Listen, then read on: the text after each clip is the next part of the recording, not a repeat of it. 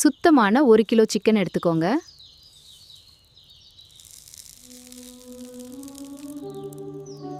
மண்பானை சூடானதும் 60 ml கடலெண்ணெய் ஊத்துங்க.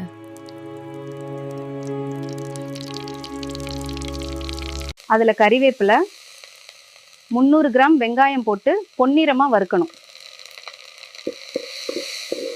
30 கிராம் இஞ்சி பூண்டு பேஸ்ட், 200 கிராம் தக்காளி சேர்த்து நன்றாக மசியற அளவுக்கு வதக்கணும். இப்போ 10 கிராம் மிளகாத்தூள், 10 கிராம் மல்லித்தூள், 2 கிராம் மஞ்சள், 15 கிராம் உப்பு சேர்க்கணும். சிக்கன் போட்டு நல்லா மிக்ஸ் பண்ணணும். மேலே